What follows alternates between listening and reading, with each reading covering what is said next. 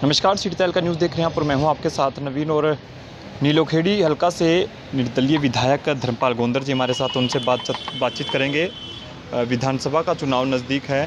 Sir, क्या कुछ कहना चाहेंगे? विधानसभा का चुनाव नज़दीक है। लोकसभा की बात करें तो लोकसभा में आपने कांग्रेस को बाहर से समर्थन दिया, और अब विधानसभा चुनाव को लेकर क्या कुछ कहना चाहेंगे? आप सबका धन्यवाद। आपके चैनल सिटी तहलका के माध्यम से पूरे नीलोखेड़ी वासियों का धन्यवाद।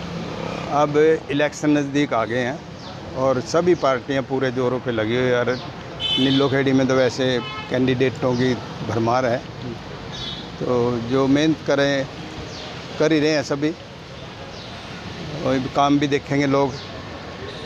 और जो हमने 4.5 साल में किस तरह की स्थिति में होके भी काम करवाए हैं, तो मैं ये नीलोखेड़ी की जो छत्ती बिरादरी है, एक बच्चे से बुजुर्ग देवरूपी जनता, उनको नमन करता हूँ। मैं यही कहता हूँ, यदि मेरा काम ठीक लगे हो, कहीं पार्टीबाजी का, कहीं किसी ईमानदारी में कहीं हम पीछे रहे हों, तो इसको देखते हुए, तो कल भी मेरे पास काफ़ी लोग आए थे, हर जगह कह रहे भी हम प्रोग्राम लेंगे, आपका कार्यकाल बढ़िया रहा और हम आपको दोबारा से विधायक बनाना चाहते हैं।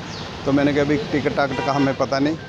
तो कह रहे भी कांग्रेस को आपने बाहर से समर्थन दे रखा, और उस स्थिति में देना भी चाहिए था जब बीजेपी ने हमें जितने प्रोग्राम हुए नीलोखेड़ी में नहीं बुलाए, तो हमारा उस टाइम फ़र्ज भी बनता था। जो जनता ने हमारे को कहा, भी आपको क्यों नहीं बुलाया? मैंने कहा, जी पता नहीं क्यों नहीं बुलाया। तो कह रहे भाई कोई बात नहीं, हम आपको दोबारा फिर चुनाव लड़ाएंगे। ये जगह जगह प्रोग्राम लग रहे हैं। मैं जनता का धन्यवाद करता हूँ। उनको यदि मेरी उस पर बातों पे विश्वास हो, तभी मेरे को बार बार कह रहे, जनता कह रही है अभी इलेक्शन लड़ाना, तो मैं जनता का मान रखूँगा। जैसे पहले उन्होंने इलेक्शन लड़ाया था, वैसे मैं इस बार उनका कहना मानूंगा। विधायक जी, 4.5 साल लगभग आप सरकार के साथ मिलकर चले। क्या तालमेल जो नेता हैं बीजेपी के, उनके साथ नहीं बन पाई बातचीत? क्या लगता है कि हल्के में ये चर्चा है कि भाई विधायक जी 4.5 साल तक बीजेपी के साथ मिलकर चले, क्या आपकी और नेताओं के, बीजेपी के जो लीडर हैं, उनके साथ कोई तालमेल नहीं बैठ पाया था? नहीं, देखो इस तरह ना, हम थे इंडिपेंडेंट, तो उनको दर्द तो था ही भाई, उनकी पार्टी हारी है। फिर जनता कोई न कोई फिर और बनता। बीजेपी को तो वोट देनी नहीं थी पिछली बार भी, ना इस बार दे रहे।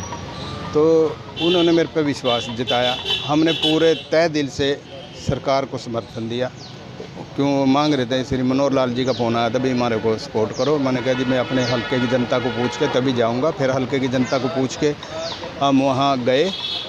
हल्के वासी ने कहा, भी काम करवाना है तो सपोर्ट दे दो। उनके कहने से वो मेरे को हज़ारों लोग वहाँ चंडीगढ़ छोड़ के आए थे। जिस विश्वास पे छोड़ के आए थे, वो काम नहीं हुए। हमें तो चाहे अधिकारियों से कह कर या अपने मेहनत से जो काम करवाए, जो रुके हुए काम थे कोई 50-50 साल के, वो सारे करवाए हमने। और जो रह गए पर्सनल काम थे, जो पब्लिक किसी के रास्ते थे, कुछ थे, उनमें वैसी पंचायत में ग्रांट बहुत कम आई है पिछली बार। तो अब जब 3 जनसभाएँ श्री मनोहर लाल जी जो लोकसभा का चुनाव लड़ रहे थे, माननीय मनोहर लाल जी ने 3 जनसभाएँ कराई नीलोखेड़ी, तरोड़ी, निसंग में, तो उनमें हमें नहीं बुलाया गया, तो हमें इग्नोर किया गया। फिर जनता ने पूछा था मेरे को, भाई क्या बात है? मैंने कहा, जी ऐसे बात है, कोई हमारी तो बात हो ही नहीं। जहाँ कहा उन्होंने हाथ खड़े करे, जहाँ कहा साइन करे। 4.5 साल तो इसमें नहीं बुलाया उन्होंने। फिर मैं जब उन्होंने नहीं पूछ करी, तो हमने अपने साथियों से, हल्के की जनता से बातचीत करके फिर कांग्रेस को बाहर से समर्थन दिया। विधायक जी, आपने कई बार ये कहा कि भाई जो काम आप हल्के के लिए कराना चाहते थे, जो योजनाएं आप लेकर आए थे, उनको भाई रोक दिया गया, किसी बड़े नेता ने होने नहीं दिया। क्या लगता है कि मलाल रहेगा वो भी कि भाई आप विधायक हुए होने के बाद भी वो काम नहीं करा पाए जो आप सोच रहे थे? ये छोटी सोच है उनकी।